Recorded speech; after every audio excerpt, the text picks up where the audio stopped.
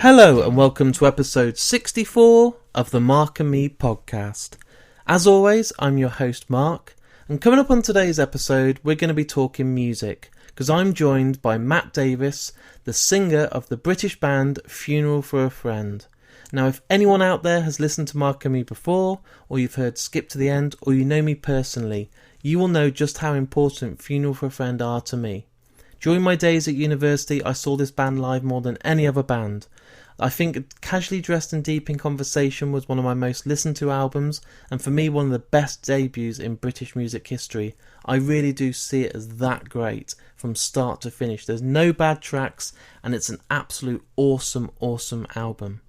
A great live band, and I've interviewed Matt previously on Skip to the End before we decided to do solo interviews on Mark and Me, so go and check that out. But I'm absolutely thrilled that he's joined me on today's episode, and for someone that 10 years ago, if you had told me I'd be interviewing Matt, I wouldn't believe you. So it's a really important episode for me personally, and I love the interview, and it's got a great story behind it, so I'm really looking forward to you guys out there listening to it soon. Now, just before we get there, in true typical Mark and Me fashion, you know the score by now, I want to talk about the last episode. So I was joined by the actor Ron Perlman. Yes, many people probably didn't believe it when I put out the clues and said that Ron Perlman's joining me, but he did. Hellboy himself came on Mark and Me. And as always, you guys proved me wrong. The response was absolutely huge. I thought it would do well, but right now as I sit here, it's my most listened to episode. And again, I saw people sharing it, telling their friends about it, tagging in their friends. And for me, that's the ultimate compliment. It doesn't get better than people asking other people to listen to this episode. It means I'm doing something right. So thank you for all taking the time to listen, and more importantly, thanks for taking the time to share it on your networks or your social medias, or just asking someone to listen to it, because word of mouth is huge and it means so much. But let's get back into today's episode. As I said, Funeral for a Friend are one of my most listened to bands. I put them up there with the likes of Refused, Thrice, Deftones, Biffy Clyro. They're that good, one of the best British bands I've ever seen. And unfortunately they did split up. But Matt was still very accommodating with his time and gave me an interview I'll never forget. So let's get to it. Here's my interview with me and Matt, the singer of the band Funeral for a Friend. So Matt, thanks for joining me today on the Mark and Me podcast. Thank you very much for having me. It's been about 2 years, I think, that we've last spoke, and I think quite a lot's changed. But what I want to do now for the listeners that are first tuning into you on Mark and Me, I want to go right back to the start. So when you're growing up, what are those kind of albums that you were listening to that made you want to actually be a singer in a band? I'll be honest, I don't think, this is the weird thing, I don't think I ever really wanted to be a singer in a band. Weirdly, it's strange, this might come across as very weird. I just, my first love when I got into music when I was very young, my dad was a bass player, so for me, growing up with him and his friends, over the house jamming, he used to play covers and learn covers and stuff. So the guitar as an instrument was something that I was, I think, more organically drawn to than the idea, say, of actually being like a vocalist or a singer. I mean, you kind of, I used to sing along to all those records. I mean, like my dad loved the Beatles, so for me, my first musical love was the Beatles, and I very much, when I was very young, wanted desperately to be John Lennon. So for the longest time, I just wanted to kind of do that. I mean, I just wanted to kind of play guitar, learn how to play guitar, and the singing thing was like a byproduct of that. It was like the secondary thing, because that's what I associated. I mean, I was enamored by the guitar, but there he was also singing. So I just kind of, that's kind of what I emulated. I think when I got into my teenage years, properly into my teenage years, and I discovered punk rock and that kind of stuff, and I had lots of mates. I had mates in school who had quite unique, varied record collections. So we would like swap tapes of everything from Pearl Jam, Alice in Chains, Nine Inch Nails, Gorilla Biscuits, Faith No More, everything and anything, Far, Quicksand, all these bands that we were devouring, and I just wanted to kind of be in a band and play guitar. So that was like my early thing, and then because I guess nobody really wanted to sing when I kind of started doing my kind of like school band things, I ended up just kind of going along doing stuff on the microphone because that's kind of what I felt I should be doing. So I never really realised that I could sing until people started telling me that I sounded half decent. So when you were growing up, obviously having the Beatles as an influence from your dad is the kind of textbook, isn't it? You couldn't be more grateful. You were then listening to these albums of all the classic bands, like you said, a lot of the grunge bands and stuff. You then went and formed a band while you were at school. Were you doing like covers like every kid at school, or were you trying to write your own music? I think you kind of, I used to obviously I learned how to play guitar by learning other bands, songs, everything from the Beatles up to, trying to pick apart the guitar parts to Generator by Bad Religion, to trying to learn how to play Even Flow by Pearl Jam. All these little things. I didn't care. I just wanted to learn how to play this instrument that, for me, those records were just, were spectacular kind of awakenings.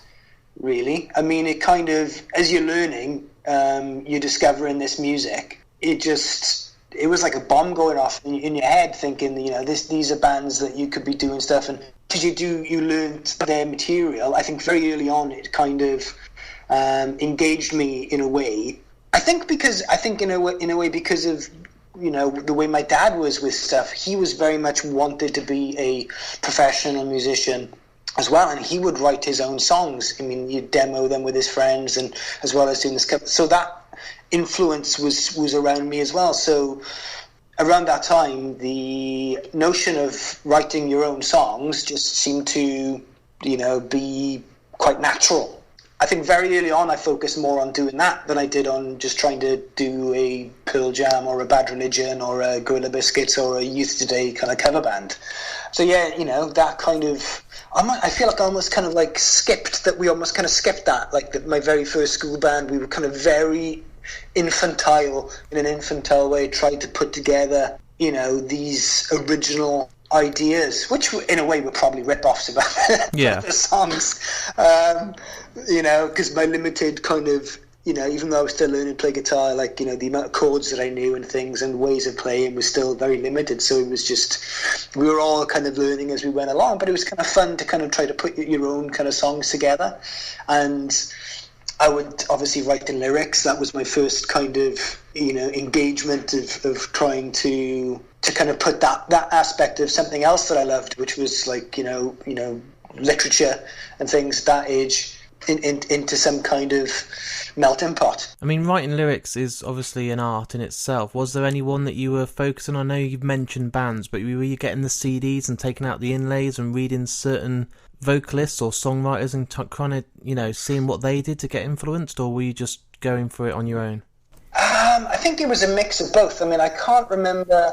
I think a band that really kind of opened my eyes in terms of what you could put in a song lyrically was Greg Graffin and Brett Gurewitz, Bad Religion, that writing team, and just the levels of complexity and intelligence that were on offer. It's very kind of, sometimes it's like, when at that age, when I first discovered it, I thought, who are these guys fitting in political textbooks and scientific textbooks and sociological textbooks into these songs.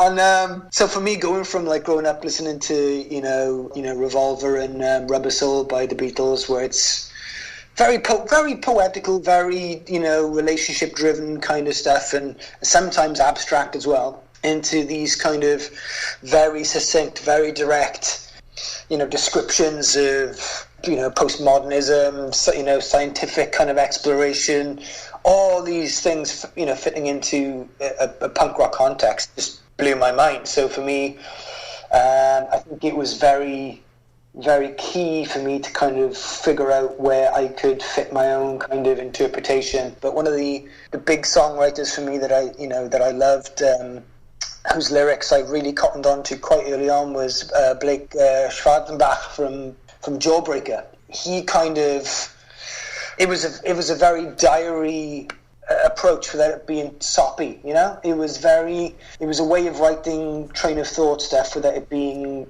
too bent on being, boy meets girl relationship stuff, and without it being too crazy or too abstract.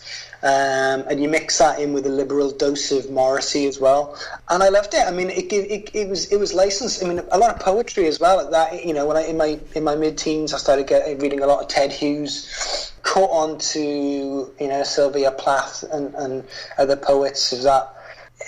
Quite. Around about that same time, so we kind of all mixed in, and in an attempt to try to find some sort of way to describe what was going on in my head, or the way I thought about what I was experiencing and seeing at that early age. And one of the very first fruits of that experimentation ended up being the lyrics to Juno, which was very early on in my. In my little notebook of thoughts and ideas that I used to keep. So obviously when the music goes and kind of transforms to a live show, can you remember some of the first bands you went to see that just blew your mind and thought, that's what I want to do? Like, it's one thing wanting to be in a band, but when you see a band live, that's exactly where I see myself. I mean, I never, went to a lot of gigs when I was in my dad took me to see my brother and me to see the Bootleg Beatles in St David's Hall in Cardiff when I was in my very early teens. I must have been 10 or 11. He took me us to see the Hollies in St David's Centre in Cardiff, St David's Hall in Cardiff, right about the same time. Weirdly, I think one of the main things that I saw the Manic Street Preachers play. Me and my brother went to see the Manic Street Preachers play in the CIA in Cardiff on the Everything Must Go tour. And that was, in a way now more, I realise now more than I can recall back then, was definitely a revelation in terms of just the noise, the experience of a show that size. I mean, also, I can't believe I forgot, but me and a bunch of friends in my mid-teens, this is one of the craziest things we used to do. But we went on a coach trip to London, to Wembley, to see Pearl Jam play on the No Code tour, and that was one of the first big shows I've ever been to. I'd never been in a pit. It was me and a bunch of friends, and we were there on the floor. We had standing tickets, and we were all caught up in the pit, and the band came on. I remember falling to the floor and just seeing hundreds upon hundreds of feet coming my way and being picked up by a friend and thrown around, jumping along, being unable to kind of move, and then catching these glimpses and sonic kind of clips of the band. And then I think that really solidified it for me, that I just wanted to be in a position where that's what I wanted to do to people. This is what I wanted to kind of, this feeling of like this human kind of Play-Doh experience. I was a skinny little kid in amongst all these people being moved around unwillingly at that point, because you just went with the wave until I was thrown out at the end on the other side of the arena, and then I could just kind of stand there and watch this band perform these songs. I was transfixed by what that was doing to the people who were there to watch. I mean, I was there watching all these people just lose their shit, screaming, singing, and I remember in the back of my head at that point, wouldn't it be great if you could do that? If you could just have that power, really. Because I just felt, at that age, I mean, I was like 16, 17, and I was just to have that power, that ability just to kind of command people to be able to kind of just have that mass catharsis. Yeah. Wouldn't that be fun? Wouldn't that be awesome? And then I think I thought of that for all of 2 seconds, and then continued losing my shit. Yeah, so I think that's kind of like one of those moments. That's like one of that moment where I realised that would be pretty cool. So fast forward a few years, and then you obviously formed Funeral for a Friend in 2001. Did you do that whole thing of putting up a piece of paper in a local music shop asking for drummers, bass players, or did you have mates, or how did you form it? I didn't form anything. I mean, the band technically was fully formed before I even joined. At the request of a really good friend of mine, I got asked to try out for a band who had just lost their second vocalist. And at that point, I was kind of done, being in a band as such. I mean, I was at that point, I had just opened a record store in my hometown. I was in my very early 20s.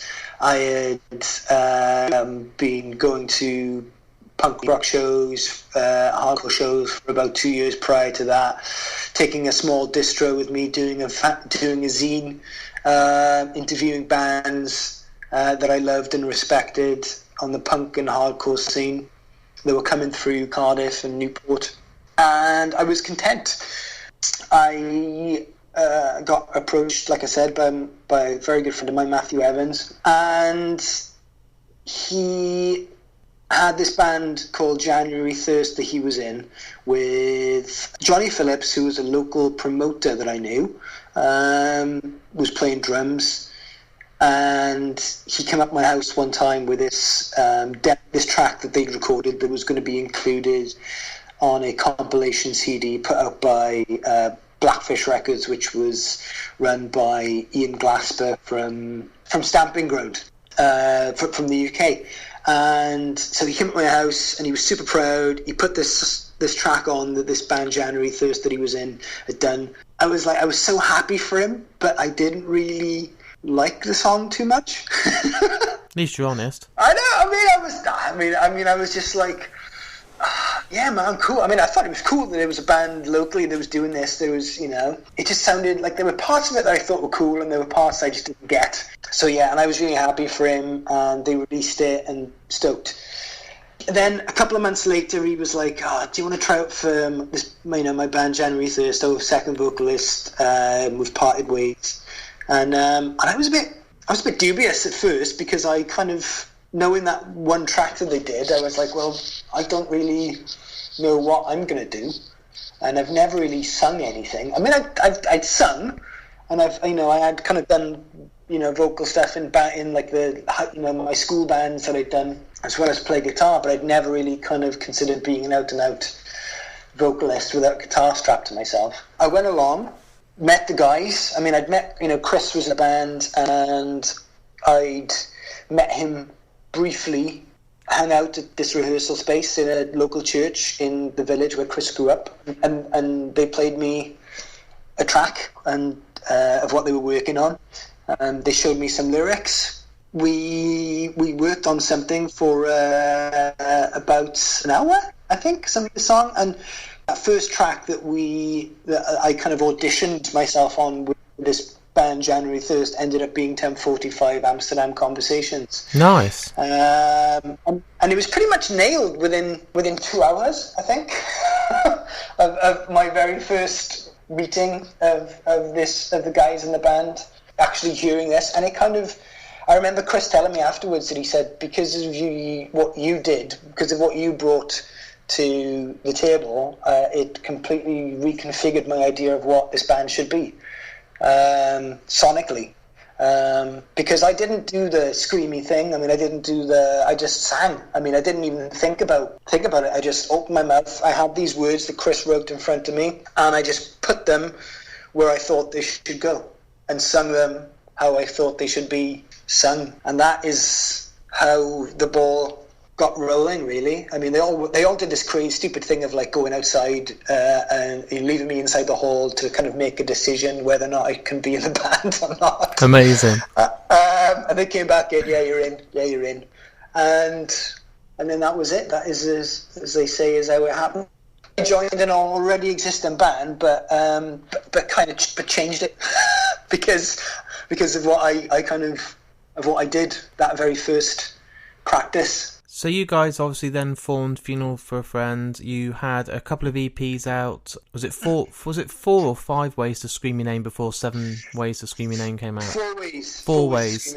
And that was quite raw, and it wasn't very polished, and there was a lot of screaming, and it was a very kind of hardcore sounding EP. Were you happy with the way that it was going? Were you loving that sound that you had produced, or did you want more of a produced, polished sound? Because there's a big difference between those EPs and then the official debut album. Yeah. I honestly had no idea how making a record worked, or the idea behind it, this whole thing of production. And I mean, vaguely, I had a vague concept, but once you kind of start working, going from your local recording studio with your local engineers, and then you start working with an actual producer, it's a very different kettle of fish. Yeah. For me, I mean, I love those EPs. I mean, I love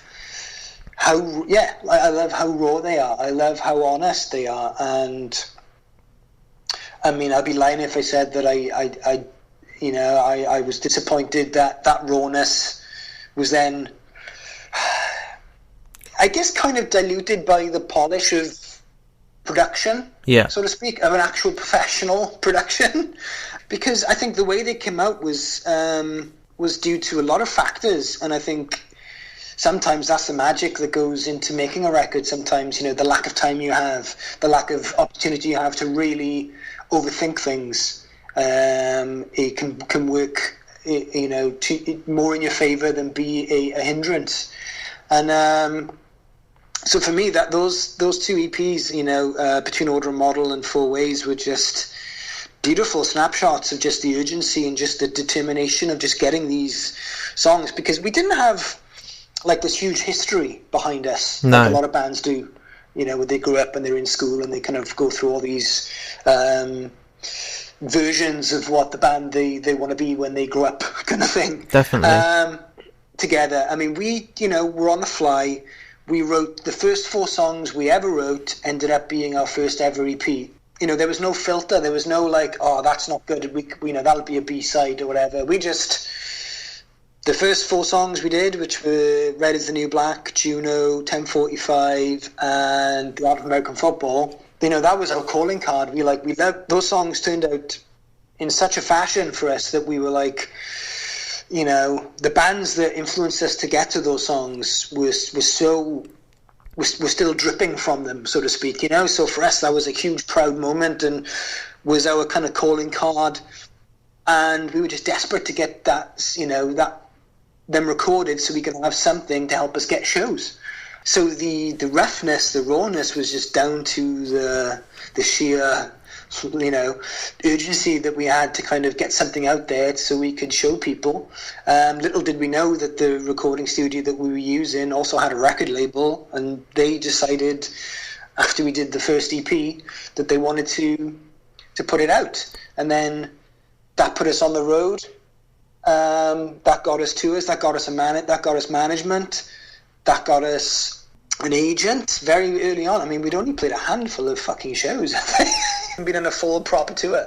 And then A&R people were coming, and then we ended up going through that whole shit that you go through, and then to come out the other end being signed and putting out an EP like Four Ways to Scream Your Name, where you could almost have a wish list of things you'd wanted to do. I mean, we ended up, that was our first record that we actually got to work with a proper producer, Colin Richardson, who'd done, Carcass and Machine Head and everything. And it was a very weird thing because, I mean, I had no kind of idea in my head of like, finding producers that might be more in sync with what you were kind of doing sonically. I mean, I think that's down to the fact that as people in our band, we all had different influences. And by the time we recorded that EP, we'd already gone through a lineup shift. So we had people in the band whose, the dynamic had already changed, and, that was already kind of starting to kind of, I think, dictate the relationship that we were going to have in terms of how we were going to fare when it came to being swallowed up by the whole major label record industry kind of stuff, So then when you actually took that jump, most bands work for years, absolutely years. I interviewed Therapy the other day and they told me it took, polishing that first album for 5 years. You guys formed in 2001, you released Casually Dressed and Deep in Conversation in 2003. You were signed to a big label, you were on MTV, Kerrang, playing big festivals. It happened really quickly. I'm not saying it's luck, but you must have been in the right place at the right time, because some bands would work decade to try and get half of what you got, and that success came very quick. I saw you in a pub in Leicester when you you were so raw. You were supporting someone like Million Dead, and then the next thing I know, you're headlining on a tour and playing Wolverhampton Civic Hall, which was huge and selling out. So it's a lot to happen in a short time. I mean, to be honest here, I mean, I can recall it just being a very bizarre, crazy time. I mean, it was incredibly exciting because, I mean, it's like the dream thing that, you know, it's almost like, you know, like it happens in the movies. Yeah. I mean, it is. I mean, I think there's an aspect of luck. There's also an aspect, I think, of the fact that what we were doing, what the music that we were making, connected in a way that we didn't anticipate. It was at the right time. I think, you know, the American influence was starting to come over into the UK. All these, you know, the wave of Victory Records bands that were coming through, like Thursday and Taking Back Sunday. My Chemical Romance had just started kind of making a name for themselves. Thrice, you know, were on their second album. And I think we were lucky enough to be obviously influenced by a lot of bands that these bands were also influenced by, but we were doing our own thing. I mean, you know, bands like 100 Reasons and Hell is for Heroes were our contemporaries in a weird way. But at the time, you know, we wanted to be, you know, one of our very first ever shows was opening up for Hell is for Heroes in Newbury Corn Exchange, and I remember the whole thing being like, you know, pretty insane that we could, you know, we were playing for, you know, with these bands whose records that we were all huge fans of. And that American influence really did help kickstart something in the UK, which we were very fortunate enough, you know, with the music that we had, made a connection. I mean, it was very, very quick. I mean, we put out, I think, Between Order and Model was released in spring 2002. We did our very first full proper tour supporting a band called Phony in autumn of 2002. We opened for Boy Sets Fire and the Juliana Theory in the winter of 2002.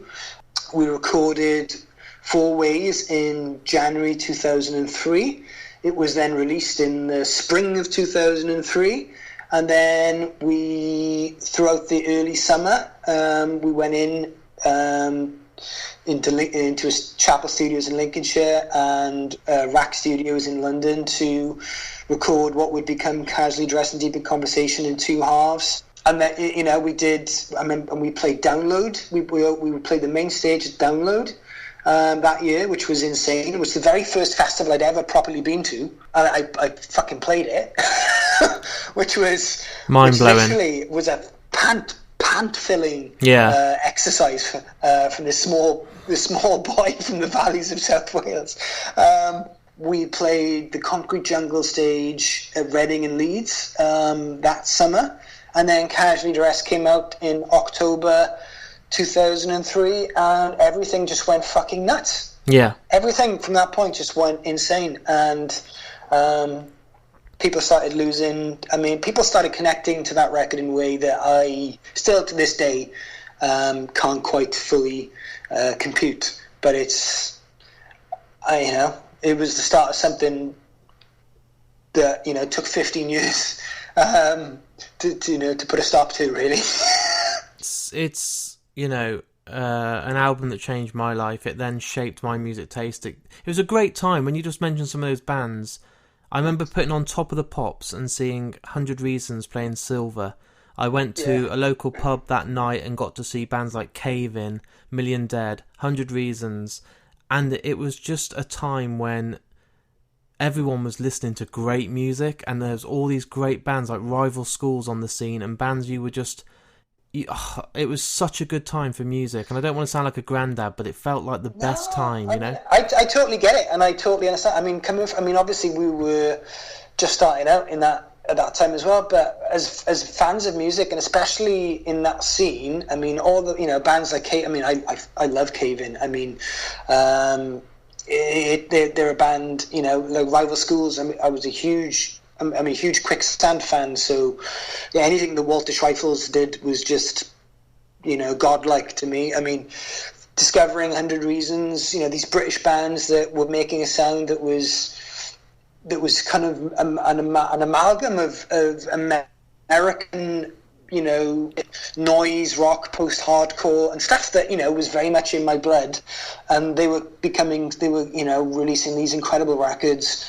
It was definitely, it was a period in the subculture of British music history, which I don't think, maybe it's my jaded view in it, but I can't, that excitement maybe other kids are feeling it now, but I remember just that instant, that hit of it, and it just felt like that summer, that 2003, that whole 2003 kind of 2004 period was just like golden. Yeah, it was golden. So no, it's no other way I can put it. I don't know, it just seemed like a perfect coalescing of the right sound, the right attitudes, the right bands.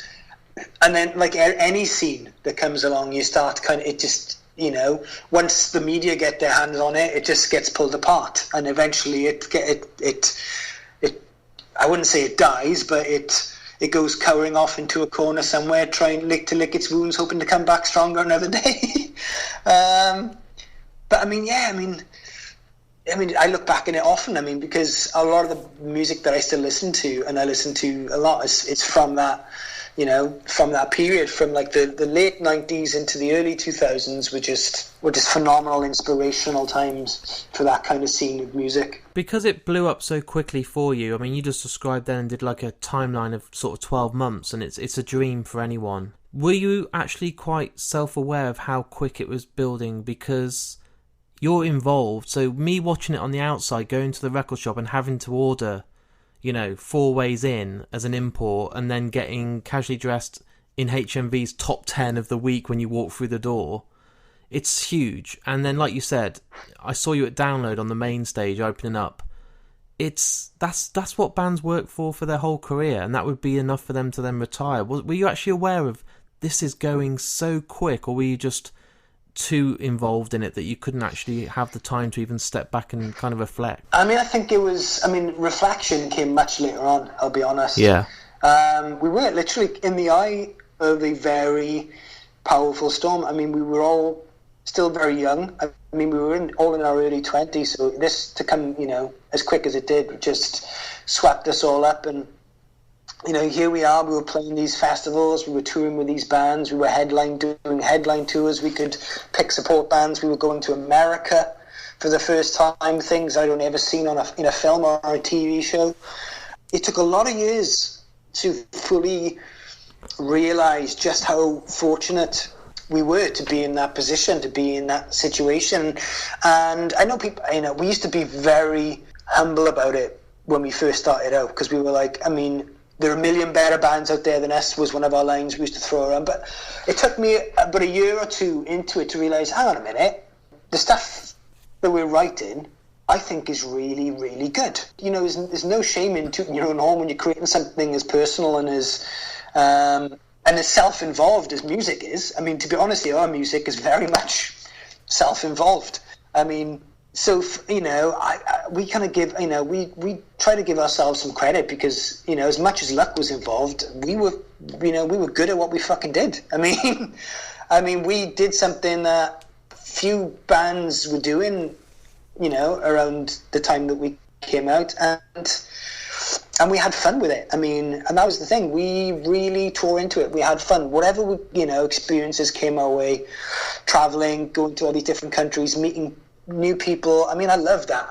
For me, just being able to kind of share that, which is a very strange thing because I'm quite an introverted person. But through music, it allowed me to kind of make connections, which I never would have done under any normal social circumstances. That's just the magic of what music does, I think. And, we were all able to do things and to really just live a dream. I'll be, completely honest. It was living a dream. And there's a lot of it which it blurs into one huge mess of just, because it was so frantic and so quick, and because we were never really spent that much time back in Wales, we were always toing and froing. There was never any chance to kind of set our foot down anywhere long enough to really take stock. I mean, it's. I saw you on stage a few times, and you always look like you're having the time of your life. It wasn't. You can tell if someone's putting it on and wearing a mask, and you all look like you were. The humble's the word. You know, you were very grateful. I'd met you backstage. I'd seen all of you really had time for your fans, and you weren't just doing the whole "we're fucking made it now and we don't care." You were genuine. Now, after this album took off, it was very different. It was very polished. It was a lot more radio friendly. Did you have that fear of we need to try and follow it up with the big second album that Biffy Clyro, Hell for Heroes, Deftones, Green Day, all these bands, they've left such a print on their first debut. I mean, Casually Dressed is one of the best debuts ever. Now to actually then follow it up, you must have been like, oh God, this is a complete change in circumstances. My life's different. We've seen the world now. We've got success. How do you even start to kind of get that thought process in place? I think the way we treated the first album compared to how people on the outside treated it was very different. For us, it was almost like a collection of songs that were included from other releases because of how popular they were with our audience at the time. Yeah. And the record label wanted to exploit that. A lot of the songs that were our cornerstone songs from those EPs, you know, Escape Artists Never Die, Juno, which we went back in and kind of tried to kind of complete, because when people started hearing that song, it was a demo. It kind of never really fully felt like it had formed completely. So we didn't really realize, you know, we didn't think anything of it. We thought, okay, we can just go in and just kind of, you know, fix some stuff that we felt that was kind of like, you know, little to we know that was going to cause some friction with people. And it also allowed me to readdress the fact that I obviously spelt the capital city of Alaska wrong. Easy mistake. So the way we treated that record was very different, I think, to the way the fans devoured it. So when it came time to following it up, didn't have the anxiety or the dreaded second album, sophomore album kind of curse thing for us, because we just never, you know, for us this album, the second album, ours, felt like it was our first proper album. Yeah, because it was completely starting from a clean slate of all brand new songs. Yeah. Nothing that had already been, you know, worked out into, you know, the groundwork hadn't already been laid on it. So it was more exciting for us because we had a little bit of time to actually put some thought into this, where Casually Dressed was, collections of songs for the album, but we also bullshitted the record label when they asked us if we had enough songs for an album. We said yes, but we didn't. So we ended up writing stuff on the fly that we didn't really get a chance to kind of, you know, to sink in with us until much later on, until we started touring that album. So ours was our first opportunity to write something from scratch and spend some time thinking about it. Yeah, I mean, a lot had changed. I mean, you know, 18 months to 2 years to, you know, 2.5 years was filled with a lot of interesting things, and a lot of the stuff that I had lyrically that I'd used up on the first album was stuff that I'd been writing since I was in my mid-teens. So ours was a reflection of where I was lyrically and personally right there and then. So I think that's why there's a distinct shift in tone between the two albums. But I never really felt that there was any stress when it came to that album. I felt excited by it. I felt it was a great opportunity. I felt we'd weirdly matured over that period of time, because I definitely felt a bit more mature. I don't know why. In terms of, I felt more assured of myself. I felt like I knew what I wanted to achieve with that record, lyrically. And I think I started to find myself a bit more, because sometimes you can go through your teenage years and your early adolescence, and you're kind of flirting around trying to figure out who you are and what it is that you want, who you are, your identity. And I think I'd started to kind of shape that at that point, around about when I was 24, 25. So that kind of definitely allowed, I think, all of us to really get into the second album with a bit more confidence than we did actually with the first. it must be nice to look back and know that, you know, you had 3 top 20 singles. That album took off. It was huge. It elevated you, so you weren't doing the first band on at Download. You were, you know, I think you were on just before Guns N' Roses when I saw you one year. The jump then was the next level, and I know you were prepared because you'd had this great whirlwind of a year. But the elevation then was another level. You'd thought that year was good when you brought out your debut, but this was even bigger. You were just before Guns N' Roses. You're selling thousands and thousands of albums worldwide. That must be wow. From my perspective, we couldn't, or we didn't afford ourselves the luxury of basking in that. In that very eloquent level of what you just of phrase there, because we were never a band to really pat ourselves on the back too much. It was always difficult for us. I'll be honest. I think we struggled with it. I mean, both personally and I think as a band, because I think deep down, we knew where we were rooted, where we were grounded, and I think we felt slowly being pulled in a direction and being pulled away from it. I mean, I think a lot of bands want that and crave that, and that's the kind of stuff that they kind of dream of. And I think for us, it was, and for me, it was just having a platform to be able to write music that meant something to you, and all of a sudden you're there and you're playing to, thousands of people at festivals. You're playing sellout shows, 2,000 people, 5,000 people, Brixton Academy. You're playing this, that, and the other, and it's just, it brings a level of reality closer to you when you realise that, things have changed.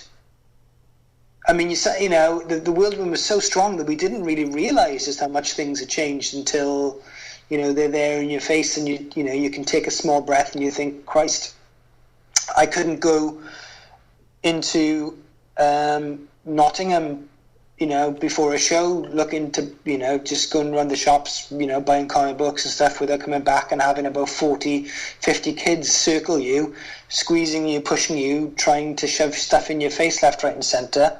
You just felt like for me, that was a very weird thing, where before you could hang out with people and talk about music, and then suddenly the level of popularity that you gain takes you into a completely different bracket altogether. We were then flirting with what it was like to be a celebrity to a degree. And I found that awfully weird. Awfully difficult to deal with. I'm more of a 3-person at a time kind of, talking to kind of guy. Yeah. And here I was being corralled by 50, 60 people just on the pavement, spilling out onto the main road, and I was freaking out. And then gradually it became very difficult to go anywhere without somebody following you around. Things like that used to happen. Gareth, our old bass player, used to recall the time where he wanted to get some money up from a cash point, and he had this kid follow him all the way to the cash machine, looking over his shoulder. And it's just crazy. You just kind of, we never fully made that kind of that split. What it was to be like in the public, with a certain level of public kind of perception, and then being this band from South Wales who were, in our heads, we were like a hardcore band. You're on the front of Kerrang magazine. You're on the main stage at Download. Everyone knows your name. Everyone knows the cover of your album. They've seen you on MTV. You can't really hide. And no, I know. And it was, honestly, at that point, it was a little bit difficult. I mean, I think some bands can embrace that, and that's what they want to do. And for us, I think, I know I found it a challenge. So I mean, I think at that point we kind of not withdrew from being more sociable, but we just kind of learned that our kind of the way we, if we wanted a certain level of ourselves to, we would have to kind of just, pare it back a little. It was still just a very challenging kind of situation to be faced with, and I mean, still to this day I look at it and I think, just how bizarre it was to be going through those situations at that time, not being fully prepared for it. But I mean, we got through it. I mean, as grateful as as I am for the people that went out and came and supported the shows and everything like that, I think it was not a relief as such, but it was just nice to be able to kind of claim some of yourself back much later on towards the end of the band's career. So it was counterbalanced in some way, but I mean, it was just bizarre to go hand in hand with a record that I loved so much. I mean, Hours was an album that is my favourite thing that we ever did, and it also was responsible for putting us in a position where we felt a little bit more of a disconnect from people on a more personal level. There was just not enough of us to be able to kind of for that many people that were coming to the shows. I mean, it was emotionally and sometimes physically draining. Do you think now, obviously there was a few lineup changes, there was some more albums, do you think the success could have been your biggest downfall? Not in a financial and popularity way, but the way you're talking, it must have been difficult because you couldn't be with the people anymore. You couldn't just be a hardcore band. You were a pop band, and I'm saying that in the most respectful way. No, I totally understand. I totally see. Pop is popular. Yeah, pop is popular. To see our band go from being what it was, a small band, for us, a very, I mean, not an unreal band, but a very kind of personal band. Yeah. In a position where we were in confronted with this level of success, where we were just top of the pops. Yeah. Surreal. You just haven't got the time or the energy, because at that point we'd been a band for a blink of an eye. We toured, recorded, wrote, recorded, toured, succinctly for about 4 years straight without any breaks. I think towards the end of the Hours album, we started to kind of really start to show some signs of fatigue.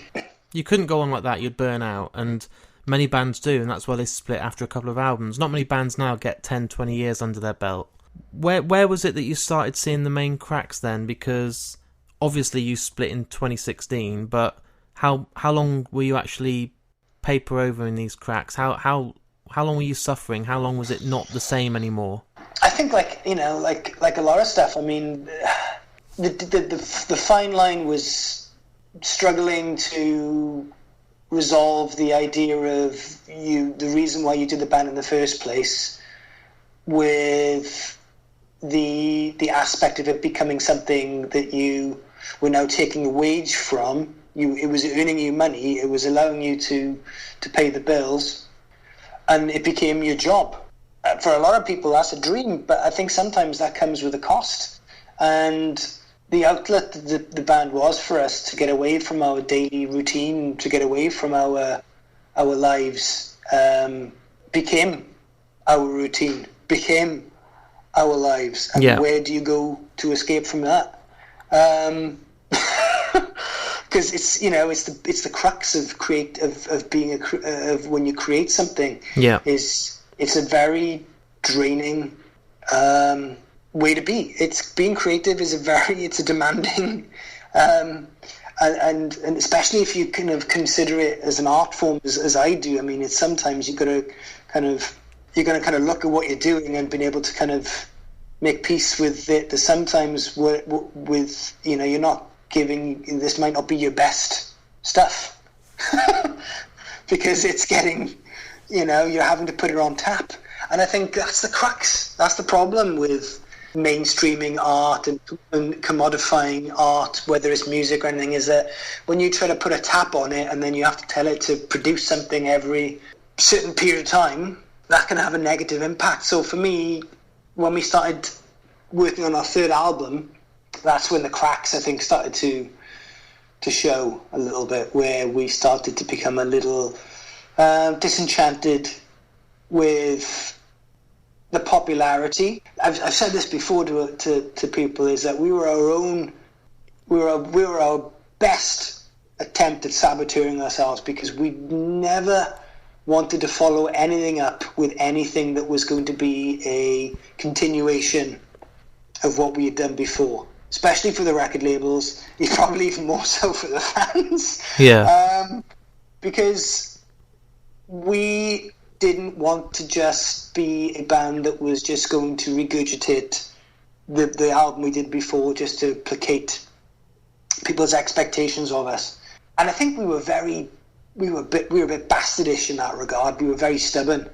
I mean, we always used to joke to our record label that we were going to be, we were going to do a concept album, and they literally looked at us with fear. Yeah, absolutely shitting themselves. The kiss of death. And I would literally. I mean, I would torment Ori and our guys saying that we were going to make out, we were going to, do a dark side of the moon, because at that time for our genre of music, prog rock, progressive rock wasn't a thing. No. You didn't do that. You didn't go from being an emo band to start doing a prog epic. And what did we follow up ours with? A concept album about a fisherman lost at sea. And yeah, I mean, I remember the conversation with our management, and it was I think it was an immature attempt by us at the time to try to kind of to derail our own success. Yeah. And I think we partially succeeded. Because how more divisive could you be than to write a full-on concept album, write lyrical content that had no real grounding in anything personal whatsoever, so it was all narrative more or less, and then you put choirs on it, you put orchestras on it, you put a guy flown in from Brazil to play tambourine on every single song. You almost throw a kitchen sink on it, and you take full advantage of the generosity of your then record label, who are willing to pay for all this. I took the opportunity to have one of my best friends come down from South Wales after she'd finished work. She travelled all the way down to London on the train to do vocals on one song for me because I wanted her to. We put we put symphony orchestra on there. We just did everything that we could to make it sound like nothing we had done before. And obviously that kind of worked to a degree, but also you can't just make yourself sound like somebody else. Inherently, whatever we do, whether it's bombastic, full-on rock like Tales Untell Themselves, or punk, like the Art of American Football, it still sounds like the same people playing it. It's the inherent magic of what made our kind of creativity so unique, is that it was very, we're a very identifiable band by our idiosyncrasies, I think. Yeah, those cracks kind of manifested, and I think it kind of pushed us to do those things, to see how far we could push it, to see how if we could break it. I don't know whether it was because we wanted it to end, but it was definitely becoming something in the back of my mind that I knew that if it did, I wouldn't be upset, weirdly, if you know what I mean. I think I was content with everything that we'd done up to that point. I think I knew that if it was all going to end right there, if it was going to crumble down, that I would be not upset about it at all. So how hard was it getting it over the line with the label and stuff when they listened to it and were like, what the fuck are you doing, guys? This isn't the same band. Well, obviously, I mean, it kind of backfired, because for them, they saw just, I mean, we had, we worked with a phenomenal Gil Norton on that record, who would... The Gil Norton, yeah. The Gil Norton, the man responsible for The Colour and the Shape by Foo Fighters, the man responsible for the Pixies' sonic-sounding majesty. For us, he turned something that we were subconsciously using to subvert a lot of things around our band into something that sounded technically like we wanted it to sound. I mean, when we told him that we wanted it to sound like Boston, he made it sound like Boston, really. I mean, but we still sound, for a friend, we just happened to sound bigger, broader, more commercial than we'd ever sounded before. And I wanted to put, and this is the thing, I was actually beaten by my own bandmates at this point, because I wanted the story. I wanted the concept album because they didn't realise that I was writing a concept album lyrically until I put the story together and then told them that the actual running order of the album is in the wrong order to tell the story. And I really wanted the album to be in the order that the narrative works. Yeah. I wanted the words to be more important than the music. Yeah. But I lost that fight. And so the running order became the usual kind of, big song, your huge hit first. Yeah. Which, Oblivion was meant to be at the end of the album, the last song at the end of the album. And I've since kind of told a few people every once in a while if they ask what songs to program in, if they want to hear the narrative running in the right order. But yeah, I mean, for all intents and purposes, people seem to like it. I mean, the record labels loved it. They thought it was majestic, sonic. It was all the things. It had big choruses. It had no screaming. It had everything that they thought we could do to make a crossover album. But we didn't play ball. So there we produced a very polished slice of modern progressive pop rock. That's when we decided to throw a spanner in the works by not deciding to renegotiate our contract with said record label when it was up for renewal, and leading them to drop the record like a hot potato mid-cycle. And it never really it didn't transcend, so to speak, to use wondrous music business lingo. So after you guys pretty much commit career suicide with that, what kept you going until 2016? What was it? Did it become a job? And that's sad as it is, I use the podcast now as a release to get away from my day job. If the podcast ever became my job that I had to do, I wouldn't want to do it anymore because there's no passion or no want for it. So is that what happened with the music? I would say, in hindsight, yes. Yeah. I think we were a bit blinkered by a lot of things. I mean, not to say that what we didn't produce after Tales wasn't any good. I mean, I think there are aspects of Memory and Humanity, the follow-up record that we decided to do, because we thought we were so kind of cocky and self-assured enough that we would set up our own record label and it'd be grand. But like I said earlier on about creativity, I think when you have to put it on tap, you don't always produce your best stuff. I think we, rather than like a lot of bands can do these days, take a break from it, get some focus, reconstitute, find yourself, we ploughed on. And we felt like we had to be even more present, and so we ended up just kind of like writing stuff. And there's a couple of songs on Memory and Humanity which I like, but it was a bit of a failed experiment that we never really could I don't think I could ever fully really get behind it as such. And it was really weird because until we had that album, and then we started having members deciding to leave. Yeah. I mean, Gareth left. He got married. He was living in the US. That was his focus. We brought a friend of ours into the fold.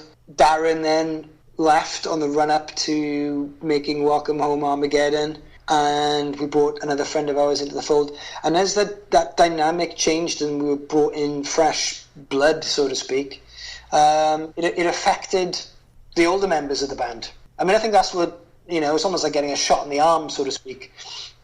So it was slowly giving us a new sensation and a new respect for the band again. It's one of those things. I mean, I think it was just the luck of the draw that we were, Gavin and Rich came in at a time where we needed, unbeknownst to us, whether or not we needed it or not, but they came from an outside perspective, and they weren't shy about saying what they'd liked at that point, what they felt that we were missing. And that's the first periods of time in 2010, 2011 that we really started to take stock of what this band was. Yeah. to us, again, something that I felt that we lost, and slowly but surely we allowed ourselves that it was okay to re-acknowledge and get back in touch with our roots, and slowly but surely reincorporate the things that had been smoothed out of us, whatever you want to call it, label, interference, success. The disease of success sometimes can perpetuate this notion of you're invincible, and I think we were able to kind of see that what we were doing, at that point to our music was mistreating ourselves, and we were able to kind of go about making music again from a very starting slowly. It was very slow, but the process allowed us to kind of get back and look at things from a different perspective, that was more enjoyable for us. I think that was the main key. I think was getting back to a place where being in the band was fun again. And that's good, because that fresh blood gave you a new perspective. It gave you feedback from an outsider, like you said. You sometimes need that because you're so caught up in your own world with the same people. You're not actually getting anyone else saying, do you know what, guys, this isn't working, or this is actually shit, because I know, that's the thing. You're too comfortable. When you're a stubborn a band as we were, criticism never really came. We always felt that we were very critical of ourselves, but nobody on the inside ever told us anything, was good or not. Or always placate the ego. That's the kind of go-to kind of thing for people. And I think we were a bit, creative types. We were, in our cockiness, we were a little bit too self-assured. We were so convinced we knew what was best for our band. And like I said, our unhappiness bled into that, to the point where I think subconsciously we were going to try to put a stick of dynamite underneath it. But having new people come in, new people who were very creative and very talented in their own rights as well, really, the dynamic changed again, and it you can't help but put a new perspective on things and give you a new lease of life. And Welcome Home Armageddon, the record that we did then, was a lot of fun to make. It was a very blissful period of time where I think we were becoming more content with what we were doing. We were starting to get back to the core idea of what this band was, which was, we could be this, post-hardcore band still. We didn't have to be, we were playing festivals, we were playing to so-and-so, but we could still be this band. And our attitude started to reflect that. And I kind of felt like I kind of discovered the 18-year-old, 19-year-old me again, the person that I was before the whirlwind happened. And I gave him some space, and it allowed me to reconnect with it in a more positive way. I wasn't so hell-bent on destroying it. So at this point, you're obviously playing smaller venues. You're still touring, you're going there, but it's not on the same scale as when you had Hours Out. And your record sales obviously were not on a huge label, so it wasn't getting the coverage worldwide. But that probably didn't matter, because you were enjoying it. You had that drive and passion again for the band, which you might have lost and got kind of taken away from you. So what? It's not a bad place to be in. You were writing the music you wanted to do. You didn't have some big corporate guy come in and say, actually, no screaming, let's do this, let's do that. It's a good place to be in, but something obviously was missing, because you didn't last that much longer before you called it a day. So what went wrong? What was it that kind of... To be honest, I don't think anything went wrong. No? I don't want to say, we called it a day because for me, things came around so full circle that the inevitability, the well of creativity that we had for this band just run dry. We put everything into this band. Myself and Chris, at the end, we put 15 years of our lives into this, and the ups and downs, and we were stoked enough to come back to a place where we felt we were honouring the idea of what this band was when we all of us in the first incarnation of this band were in that church hall in Gilfach, South Wales, where I auditioned for them at the first time. It was almost respectful of that idea of what that band was right there and then. And I know I spoke to Chris about it at the end. We were incredibly stoked to have the band end in such a way that we were able to say that there was nothing that we would have changed. No. As bizarre as it is, the story I've been telling, all the ups and downs and the things we went through. I mean, I would not change a damn thing about it.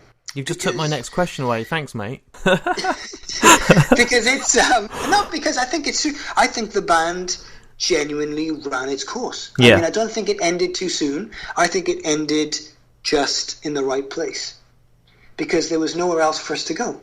There was nothing else for us to say. There was nothing. I think we had changed inherently so much as people at that point. Our lives had changed so much that the vehicle that was Funeral for a Friend had completed its journey, and it was time for it to park up, and for the rest of us to go off and figure out where else, what we need to do. And I've never, in the time since the final show to now, had any other considerations about it. I've never thought, I'm itching to get back on stage and do this and play these songs again. I don't want to rub it in or to break anybody's dream if or ever of this, but I'm very satisfied with the 15 years that Funeral had and what we were able to achieve and create, for better or for worse. I mean, the ups and downs. I think it was a great span of life, and I'm very proud of it. And I've always said that I don't want to be the person that starts throwing these things. I mean, I get calls on Twitter about it all the time, where it's like, when's the reunion? We need the reunion. I don't feel the need for a reunion until there's something new to add. If there's something new to add to the book of Funeral for a Friend. At the moment, I mean, I've had no kind of urge to kind of follow that kind of creative path. I mean, I swam in it for 15 years, and right now I'm still trying to, figure out what it is. I mean, I just can't. I mean, I haven't had that same connection to making music in the way that I did when we were doing that. So, but it doesn't bother me. There is a bit of a trend at the moment. Bands like weirdly, Hell is for Heroes, 100 Reasons, they're all touring as we speak, or they're writing again because it's 15 years since the Neon Handshake, or are doing their first album in its entirety, and it's a weird time because there's quite a few bands that I grew up watching that are now back on the scene. If there is a time for you to do it, it would be about now, because it would be natural, because everyone else would be like, oh, okay, so Funeral Friend are doing it as well. But it sounds to me from talking to you... Yeah, you see it. I mean, the nostalgia wave right now. I mean, I see it. I mean, I know, a lot of bands do. I mean, we did it. I mean, we did an hours tour. The final tour we did was play the first two albums back to back as a goodbye. And it is the current trend of things. And I mean, I don't belittle it. I mean, when it comes to bands like Hell is for Heroes and stuff doing it, I mean, it's to celebrate a landmark of such a phenomenal record. I mean, I can see the need and the viability of it. I mean, we kind of shot ourselves in the foot by doing it in the last ever tour we did.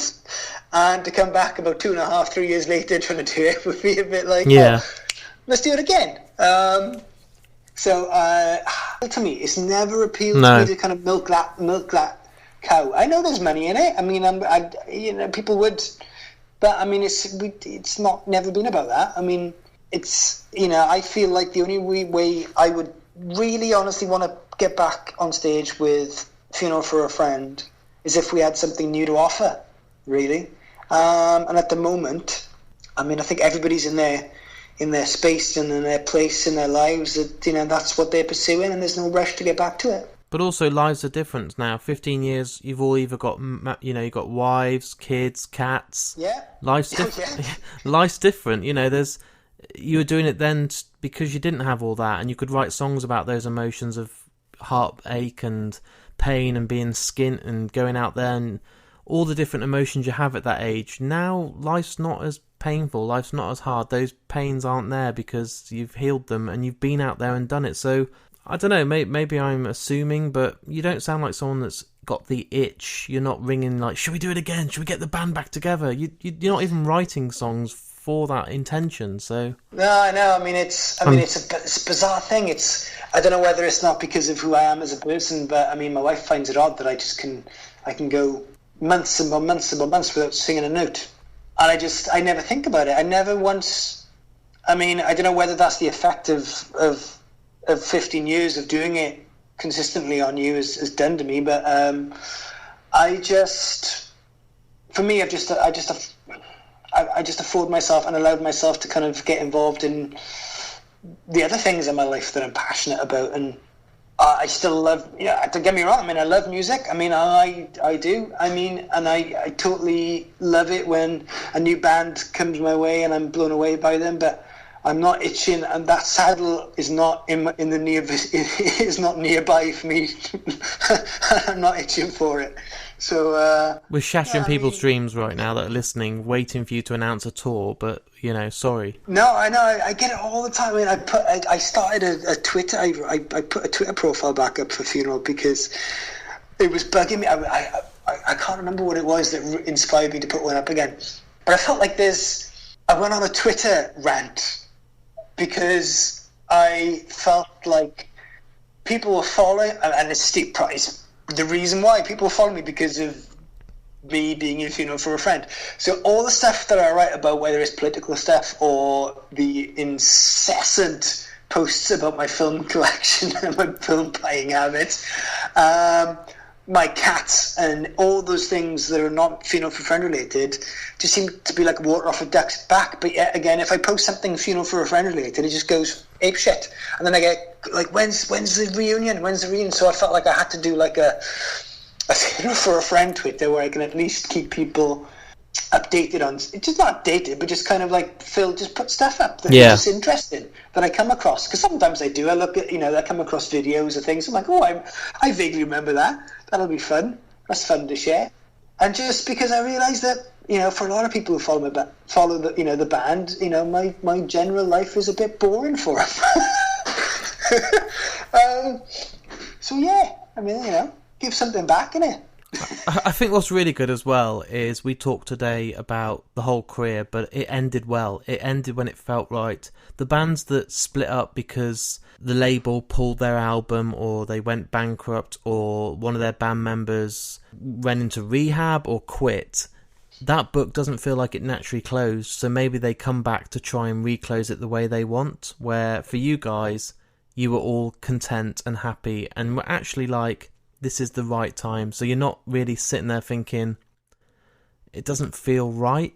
No, I mean, it made me cry. I mean, those last shows, it was an emotional experience, and I don't think it could be that so affecting if it wasn't the right thing to do. Yeah. I mean, it definitely, is something I look back on with an incredible fondness and a deep respect for, especially to the people who gave up their time to to follow us, to buy our records, to come to the shows. I mean, that's, I know a lot of bands say it and people say it, but I mean, it's just phenomenal. I mean, from the point of view that I can recall now of being that kid in my teens watching that audience, for Pearl Jam play, I can be on the other end of the stick, being on that stage, looking out at that audience, and just, feeling very thankful and grateful that anybody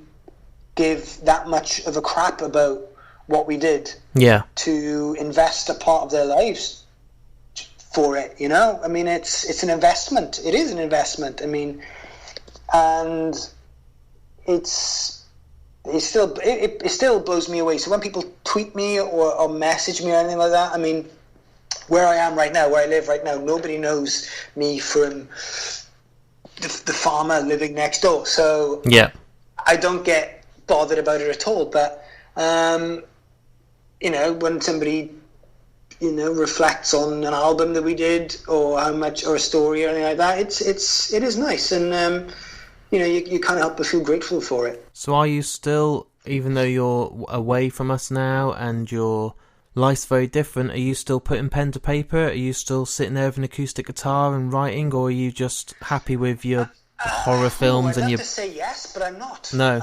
I'll be honest. I mean, it's probably been about I think a good 2 years since I've picked up a guitar now.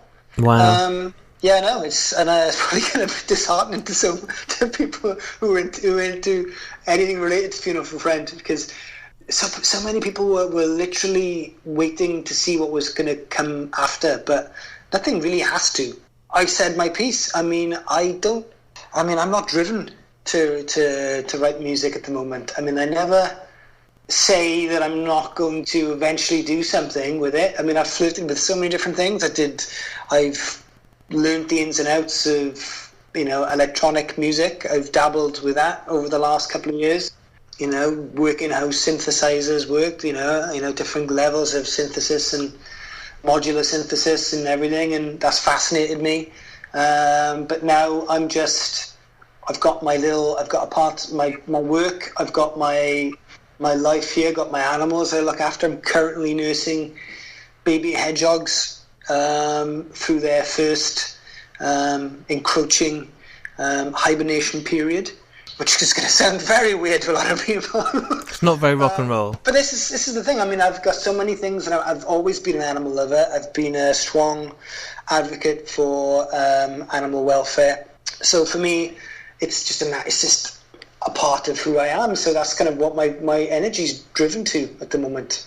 I moved out of the UK to Germany, getting to grips with life living in a different country. You know, I love my movies. I'm reconnecting with the cinephile of my youth in a big way. These are all things that kind of slipped to the wayside because of Funeral, that I've now got a bit more time to kind of lend to them a little bit, you know. And I'm older, so the need to get out and about and throw myself around a stage is lessened ever so slightly by my encroaching 40th birthday.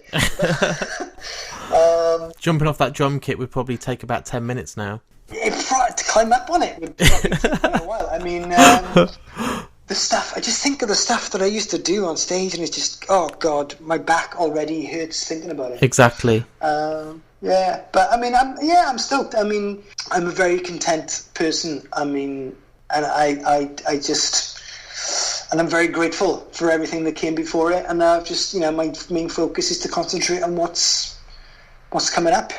I think it's been an amazing story, and it's not unfortunate. I know there'll be some people that will see this on the Funeral for a Friend Twitter page, your own, mine, and probably be like, oh, this might be him telling us that we're going to get that tour, or a greatest hits album, and it's, the thing is, I never say never. I mean, I've said it before. I mean, like I said, I mean, the door is, if the spark to create something new is reignited, and we all decide that there's something new we want to add to the story of Funeral for a Friend, then that's always an option. So I never say never, but it could be a little while. Yeah, and we'll leave it as that. I think that's fair.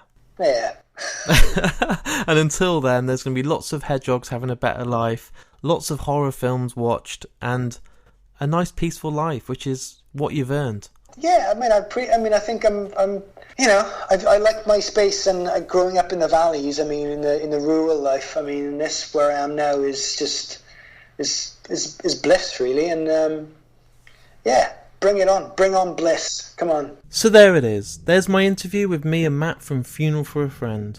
And I think it's a great interview. I'm not just saying that because it's my interview, but the way that Matt opens up and is so honest and so trusting in me, and talks so much from the heart about what it's like to be in a band, and not just all the highs, but he's very real. He tells you it's not always great and there's times that it's difficult, and to give you that kind of perspective from the inside of the band I think is important. And it was fascinating listening back for me when I was doing the edit, and I think the story behind it all is really good.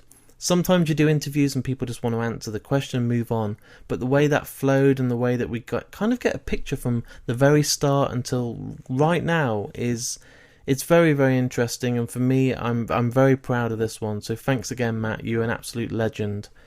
Anyone that hasn't listened to Funeral for a Friend, hopefully this means you now go and check them out. They are on Spotify, they are on Amazon, they are on Apple Music, so go and check them out and let me know what you think. Hook me up. I've got my markandme.com website on there. There's Twitter, Facebook, Instagram, email. I read and respond to everything I get, and I'm proud of that, and I'll never ever not get back to you, so please let me know what you think of the episodes. This isn't a shameless plug, but I have a Patreon. The reason I have this is it brings in money. It doesn't mean I make any money off this podcast. It all goes straight back into the podcast itself, allows me to travel, conduct more and more interviews, which means more and more episodes for you. So it's win-win. And on there you can sign up for as little as it's $1, which with the exchange rate, which is pretty shit at the moment, it's about 80p.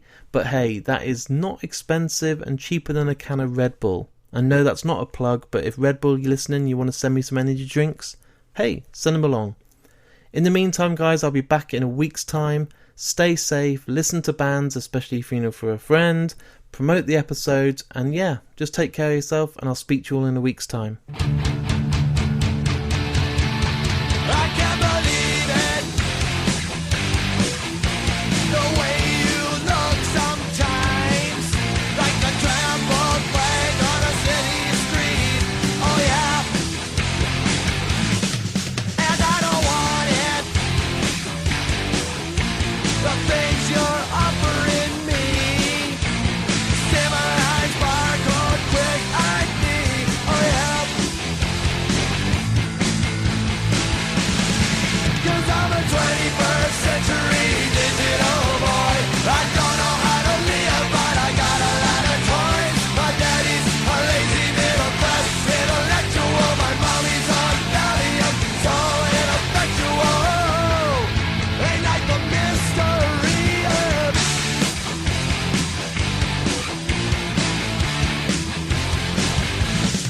I can't explain it. The things they're